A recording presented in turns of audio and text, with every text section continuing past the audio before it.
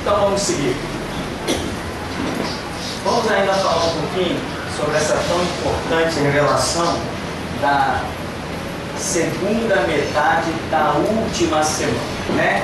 Já vimos que essa segunda metade da última semana é dividida em duas partes, né? O total dela 7 anos, ela é duas partes, mais ou menos profeticamente, 3 anos e meio, 3 anos e meio. Este último período é chamado de grande tribulação, marcado pelos cavalos vermelho, preto e amarelo. O primeiro, logicamente, só pode ser marcado pelo cavalo branco, da falsa paz que o anticristo trará ao mundo e com seu governo prodigioso, muitos dizem até milagroso, vai estar iludindo a humanidade. Mas esta história aqui, ela é precedida por um arrebatamento da igreja, uma voz de restauração, e ela é marcada, o seu fim é marcado com o retorno de Jesus Cristo sobre o Monte das Oliveiras, isto é, literal. Jesus Cristo vai pisar sobre o Monte das Oliveiras com poder e grande glória. Depois ele volta à sua forma corpórea, aquele mesmo corpo que ele ressuscitou ao terceiro dia, aquele mesmo corpo que ele teve nascendo de Maria, aquele DNA, ele vai retomar esse DNA, vai implantar o seu reinado por 1000 anos, vai assentar-se no trono em Jerusalém, né? Daqui a pouco o templo já está pronto e tudo mais.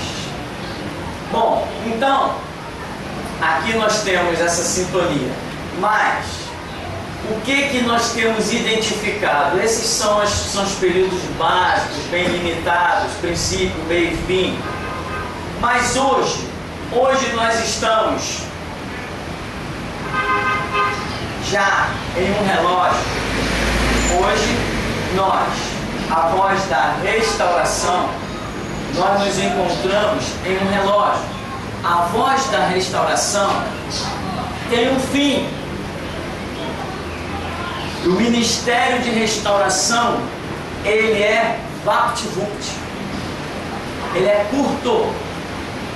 Curto como? Se você for comparar ministérios que duraram 500 anos, 800 anos, 1000 anos, e você hoje se deparar com o ministério da restauração durando 50 anos, 70 anos, é curtíssimo. Se for comparar outros. Ministério de restauração nós vimos na vida de um homem chamado João Batista. Foi curto. Ele começou. Depois esse ministério teve continuidade. Quem foi o pivô, o líder da voz da restauração, dando continuidade ao que João Batista começou? Quem foi? Jesus e depois Pedro. Foi ou não foi um ministério curto? Começou com João Batista, termina com Pedro. Porque a voz da restauração não ficou para sempre ali em Israel. Israel teve o seu período de restauração.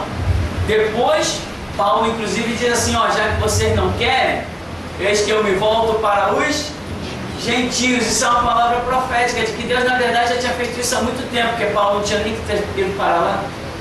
Paulo não tinha nada a ver com os judeus. O ministério ali era de Pedro, restauração para a nação de Israel. Não foi curto? Foi curto. Depois que Pedro morreu, quem se levantou na nação de Israel? Quem foi o ícone? Eu não vi mais ninguém. Então acabou o ministério de restauração ali em Israel. Acabou. Hoje nós estamos vivendo um período de restauração que é curto. Começou comigo mesmo, vou botar aqui eu. Jesus começou a voz da restauração comigo. Ela vai galopar alguns anos ainda comigo. eu vou morrer, eu não serei arrebatado, eu vou morrer. Né? Embora ainda vai demorar um pouco, mas vou morrer. Depois de mim vem a última geração. Depois de mim vem mais um grupo, a última geração, que vai penetrar, inclusive, para dentro do reinado do anticristo. Então hoje nós já somos um grito de meia-noite, porque já se vê os resíduos, não seria a palavra mais exata, mas os vestígios de um reinado satânico já se vê mais evidenciado do que nunca. As leis são absurdas. O mover do clamor ao homossexualismo, Umbanda, Quimbanda, viraram patrimônio imaterial do Rio de Janeiro. Isso não é meia-noite? Embora a gente saiba que não é meia-noite exata, mas já está caminhando para lá. Ou seja, de acordo com o Código Nacional de Trânsito, às 18 horas você tem que acender os seus faróis, porque já é considerado noite. Então você já tem que, a partir das 18 horas, estar com a sua lanterninha ligada para a identificação do seu automóvel. Começou a noite, às 18 horas, mas ainda não é meia-noite. Deu 8 horas, é noite, já está bem escuro, não está? Todo mundo já está de luz acesa, não está? Mas ainda não é meia-noite. Quando dá 10 horas, ainda mais se der um apagão daqueles, você vai ver que está noite mesmo, legal. Mas ainda não é meia-noite. Eu vou pregar mais ou menos até as 9 horas da noite. Mas o meu ministério já está gerando o povo que vai pregar na meia-noite. Hoje, o meu período de ministério, eu não vou, eu acredito que não, se identificar vai ser uma surpresa muito grande. Eu não vou identificar o anticristo. Quem é o anticristo? Eu não sei. Mas a geração que vem depois de mim vai identificar o anticristo. Por isso, essa geração depois de mim é que é chamada, muito detalhadamente, de o grito da meia-noite. Hoje eu estou gritando, não estou, irmão? Como estou? Haja pulmão. E como estou? Já teve um cara que ligou aqui: pô, eu queria a pregação desse pastor que grita pra caramba aí. Eu mesmo. Entendeu? Eu grito. Então, hoje nós já estamos no período de trevas. Por quê? Aqui já é trevas, por quê? Porque já foi identificada trevas, que é a apostasia. Isso não é trevas? Largar a vida com Cristo para se tornarem apóstatas é o dinheiro, é o falso testemunho, é a prosperidade, é um monte de palhaçada. Então, já estamos no período de trevas. Eu estou aqui. Uma geração que vem depois de mim, ela vai pegar aqui, ela vai adentrar o reinado do anticristo. Por isso, ela vai ser mais detalhadamente, explicitamente chamada de o grito da meia-noite. Porque hoje a restauração como um todo já é grito da meia-noite, mas não é meia-noite exata. Estamos aqui 6, 7 horas, 8, 9, mas a qualquer momento vai dar meia-noite. Mas a meia-noite é quando o homem do pecado é identificado, quando ele realmente está no poder. Alguém falou Luiz Inácio Lula da Silva? Não, ele é só um tipo, não é o homem ainda, mas ele está caminhando para lá também. Hoje ele já abriu as portas para cada nação Ah, sim, tinha um judeu dando entrevista na internet. Hã? Tinha um judeu dando entrevista na internet. Ele disse assim: nós, os Israélios, ele tinha uma voz assim grossa, né? Lembra o nome dele?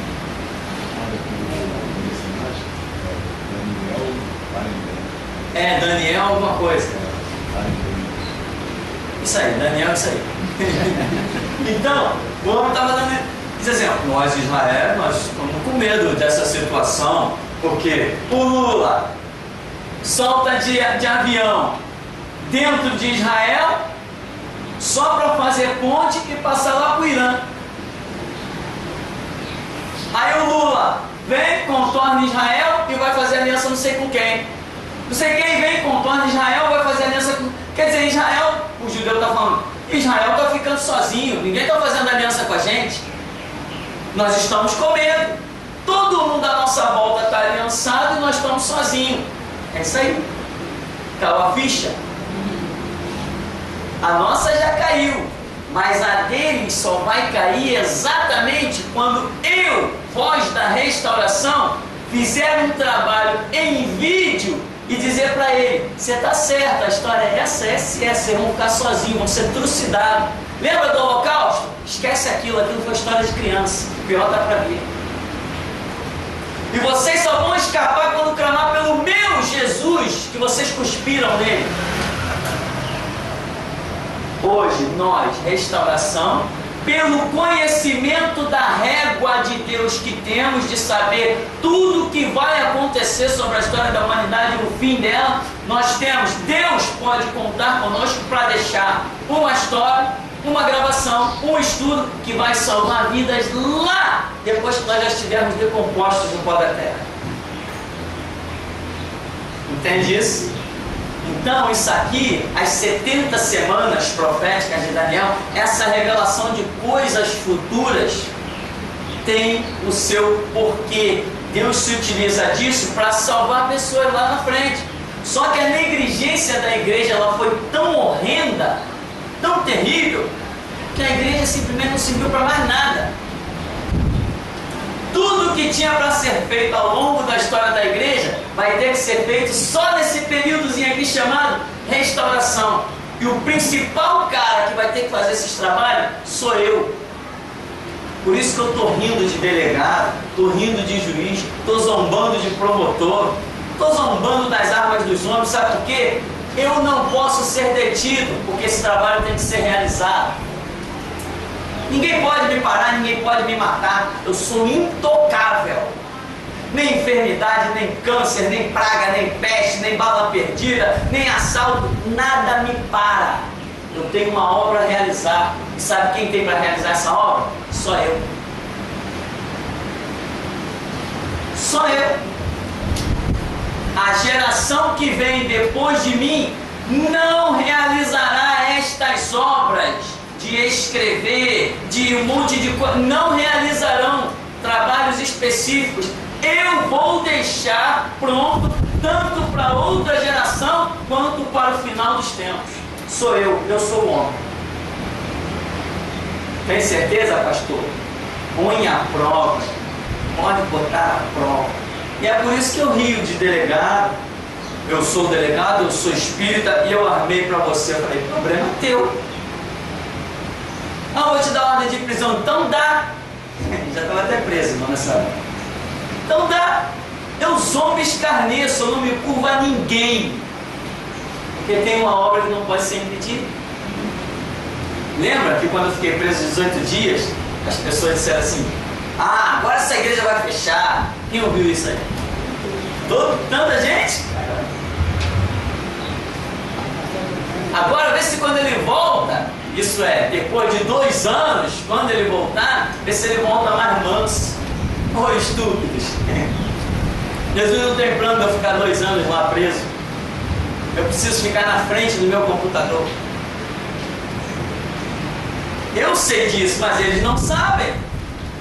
Eles não sabem, deixa eles falarem, mas eu sei disso. Então, meu irmão, antes de chegar nesse períodozinho aqui, que a apostila está aí falando, né, segunda metade da última semana, antes de chegar aqui, Nós aqui, eu estou correndo, nós aqui, ó, nesse período de restauração, estamos trabalhando e muito. É digitando, é gravando, é filmando, é fazendo tudo. É separando coisas específicas, pastas específicas, separando, guardando bonitinho, que à medida que as coisas vão acontecendo, as coisas vão sendo liberadas. E por isso, ninguém nos pode parar nem deter. Eu rio mesmo, rio de qualquer um. Bem, então, aí na página 31 a gente fica com essa história, segunda metade da última semana, que é a grande tribulação. Aí fala a manifestação do anticristo, arrebatamento da igreja, dentro desses prismas que nós explicamos aqui. Aí vem falando, é a besta, né, características do anticristo. É a besta que saiu do mar. Vou dar uma corridinha aqui, para ver se a gente consegue dar umas características interessantes que muita gente não compreende. Incrivelmente, depois de tanto tempo de igreja, as pessoas chegam aqui, pastor, estou me convertendo agora. Sabe por quê? Porque o teu pastor não é pastor, é mercenário, é pilantra. Por isso você está se convertendo agora. Mas eu nunca ouvi falar nisso, é porque o teu pastor é um pilantra. Só sabia viver de dízimo e oferta, é por isso. Então, aqui ó, a besta que saiu do mar. Esse mar aqui simboliza o quê? Povos, multidões. E besta nós já aprendemos. O que significa besta? Sistema de governo. Então, a besta que saiu do mar, diz Apocalipse 13:1. Quer dizer, um sistema de governo, um sistema governamental saindo do meio das multidões. Mar, multidões, significa também política. Então, haverá um governo com características políticas. Aí diz, será o ditador mundial, a primeira besta. Estabelecerá o culto satânico, diz Paulo em Apocalipse. Seu poder será diabólico através do dragão, que é Satanás, né? Ou seja, vai haver um governo de um sistema através de outras coisas. Porque nós vemos a besta, mas também vemos o dragão. E diz que haverá o governo de um através do outro. Diz que um passa o domínio para o outro. Então nós estamos vendo duas situações se colocando sobre a face da terra. Diz, será ajudado pela segunda besta, sistema de governo religioso, que é o falso profeta. A Bíblia também fala que vi outra besta semelhante à primeira. A outra besta que saiu da terra. A primeira sai do mar, que é multidões e política. A segunda sai da terra, que é multidão e religião. Haverá então o sistema do anticristo. Ele terá duas características, tanto um governo político quanto um segmento que o vai apoiar, segmento chamado religioso, naquele períodozinho de 7 anos. Reunirá a ferocidade das feras vistas pelo profeta Daniel, terá poder sobre os crentes na grande tribulação, né? Terá poder sobre os crentes na grande tribulação. Ou seja, ninguém escapará do reinado do anticristo. Hoje a tecnologia está se desenvolvendo de uma maneira, meu irmão, que está arriscado. No período do anticristo você está sendo visto dentro da sua casa. Existe um projeto de se criar uma televisão que ela tenha um sensor via satélite, em que através daquele sensor que já vem de fábrica, está ali embutido dentro da televisão e você não vê, não sei se de repente a gente já está sendo filmado sem saber, né? E aquele sensor vai monitorar dentro da sua casa, eles vão ver você dentro da sua casa via satélite, por um dispositivo que vai estar dentro da sua TV. Você vai chegar na televisão, na loja, quer aquela televisão ali, beleza, leva, bota lá. No que você está vendo televisão, também estão te vendo. Terrível, né? Você acha difícil isso acontecer? Se eles quiserem, fazem isso já. Tem tecnologia suficiente para fazer isso. Sabe aquele prédio da segunda central do Brasil ali? Aquele prédio da central do Brasil ali, dentro da central do Brasil, funciona um sistema 190. Quando você liga, 190, fazer denúncia ou chamar uma viatura, é lá. O telefone toca lá. Em cima da central do Brasil tem um mastro, e na ponta daquele mastro tem uma câmera. Com aquela câmera tem um zoom tão poderoso. Estou falando de uma câmera, não estou nem falando de um sistema de ondas que hoje existe aí abundantemente, né? Com aquela câmera, eles veem as pessoas andando no meio da rua. De lá, enxerga o bairro de Santo Cristo todinho. Enxerga aquilo lá, ó, aquele morro lá, enxerga as pessoas na janela. Lá naquele morro, São Carlos, aquelas casas verdes lá. São Carlos. Enxerga aquelas pessoas lá, ó. Lá na janela, com o zoom da câmera. Uma potência fora do comum. E hoje nós sabemos que existem microcâmeras sem fio que atingem distâncias imensas. Os microfones estão aí. O microfone é uma tecnologiazinha baratíssima. Mas se eles conseguem fazer essas, conseguem fazer outras. Por exemplo, hoje não tem transmissor de 25 watts de potência de rádio, e não tem também transmissor de 3.500 watts de potência. Mesma coisa, eles podem fazer com o que eles quiserem. O que mais tem aí vagando pelo nosso céu é satélite artificial. Sim. O que você acha que é o GPS? Esse negócio que você põe dentro do carro para ver as ruas, não sei o quê. O que você acha que é aquilo? Uma tecnologia tremenda. Não custa nada botar um GPS lá na sua televisão, como se fosse um sensor do seu controle remoto. Você nem sabe e a coisa já está acontecendo. Não sei se vai haver esse interesse, mas condições para isso tem. Então, ninguém vai escapar do reinado do anticristo. Eu vou me esconder. Vai se esconder aonde, cara? Agora a nossa documentação será única. Você já ouviu falar nisso? Quem já ouviu falar? Já? Está aí para ser montada agora. A nossa documentação vai ser única. Já tem outras tecnologias aí. Então ninguém vai escapar do reinado do anticristo. Não adianta pensar, não, se eu não for arrebatado, eu vou me esconder debaixo da cama. Te acham até lá. E outra coisa, você vai ter que entrar no mercado para comprar. Vai ter que se identificar. As coisas vão mudar, irmão, acredite. Ninguém vai escapar desse cara. Então, ele terá poder sobre os crentes que ficarem na grande tribulação. Toda a terra se maravilhará com ele até a metade da última semana por causa dos prodígios de mentira. Sua força e sua face são representadas pelo cavalo branco e seu cavaleiro, tentando imitar o cavaleiro fiel e verdadeiro que é o Senhor Jesus Cristo, de Apocalipse 19. O mesmo Espírito que atuou em Judas vai dar poder ao anticristo para governar. Não se manifestará abertamente no princípio, usará uma capa fazendo maravilhas. Aí depois falam o falso profeta ou segunda besta, sistema de governo religioso. Aqui entra também que ele vai querer adoração, uma série de coisas, aí quebra alianças. Então, só para nós concluirmos, uma palavrinha aqui sobre esse sistema de governo religioso. A Bíblia fala de duas bestas. A primeira sobe do mar, que é emergir de um sistema político. E a segunda besta sobe da terra, que é um sistema religioso. Isso é o que diz Apocalipse. Porém, Daniel diz que na estátua que ele viu, agora você vai ficar com inveja, de estátua sua mão. A estátua que Daniel viu,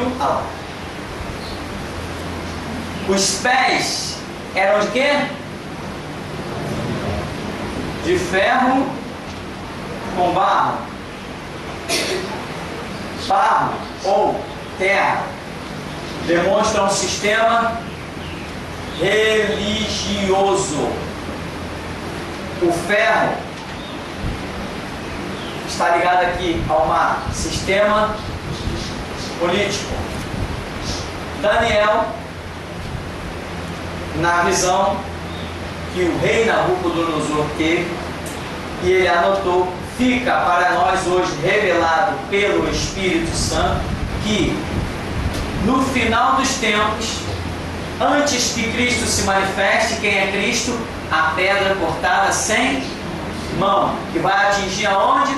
Os pés da estátua. Então, passou Babilônia, passou Medo-Persa, passou Grécia, veio Roma. E no final, os pés eles têm barro e ferro. É a fusão, é o chamado ecumenismo. São todas as religiões juntas como um sistema político. Eu disse que os pés são todas as religiões juntas como um sistema político. Isto é o que está profetizado para o final dos tempos, em que a pedra cortada sem mão, quem é a pedra? Cristo Jesus, atinge os pés da estátua. Por que atinge os pés? Porque não atingiu a cabeça. Que a cabeça não está existindo mais, a cabeça já passou, o que está existindo são só os pés. O sistema é esse aqui, o dos pés. A pedra vem, desfaz tudo, ou seja, até o que seria resíduos do passado, representado nessa estátua que se torna como uma fragana, e o vento levou. Todo vestígio desses impérios são desfeitos, e diz que a pedra se transformou num grande monte. Monte significa a presença de Deus. Então a pedra se transforma num grande monte e enche toda a terra. É quando Jesus vem no final daquele períodozinho de 7 anos, e isto acontece, vai estar acontecendo isso aqui, ó. Política e religião impregnados, reinando sobre a terra. O próximo passo, o mover das coisas que vem aí mundialmente falando, é política e religião misturada, e Jesus Cristo se manifestando para arrasar com tudo e implantar o seu reinado por 1000 anos. Só isso. E é assim, depois dos 1000 anos, encerra-se a história da humanidade. Antes de terminar os 1000 anos, vai acontecer uma coisa, o quê? Satanás será solto, a Bíblia diz, por mais um pouquinho de tempo. E ele reorganiza os seus exércitos, marcha contra Jesus em Jerusalém. Mas cai fogo do céu e consome a todos os exércitos inimigos. E a história da humanidade sobre a terra tem o seu fim. Ah, vamos viver em paz sobre a terra? Não, não viveremos sobre a terra. É o fim da história da humanidade sobre a terra. Nós viveremos sim em paz, mas eternamente no céu. Aí a Bíblia diz: eis que vejo novos céus e nova terra, porque o primeiro céu e a primeira terra já passaram. E o mar já não existe. O que você acha que pode ser esse mar aí que já não existe? Por que a Bíblia frisou e o mar já não existe? Acabaram-se os sistemas políticos de governo. Haverá um só governo de Jesus Cristo. Perguntas e encerramos? Ninguém? Não? Então nós vamos ficar por aqui. Vamos agradecer a Deus em nome de Jesus.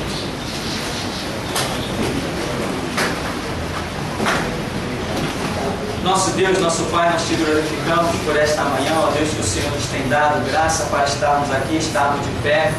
Ó Deus, e aquilo que procede do Teu Espírito, da Tua Palavra, nós queremos que dia a dia fique arraigado, desça ao profundo do nosso ser, para que falemos, ó Deus, e sintamos a Tua presença, sintamos a Tua confirmação, ó Deus, e aquilo que não procede de Ti, do Teu Espírito, o Senhor possa lavar-nos, purificar-nos, sondar-nos e ver se há em nós algum caminho mau, e guiar-nos, ó Deus, pelo caminho eterno. Mas se temos andado, ó Deus, na trilha que conduz à vontade do Senhor, aos propósitos do Senhor, então fortifica-nos na verdade, e a Tua palavra, Senhor, é a verdade. Dá-nos, pois, a graça, pois sem Ti nada podemos fazer, nada podemos compreender. Glorifica, pois, o Teu nome, ó Deus. Nós te oramos agradecidos, em nome de Jesus. Amém.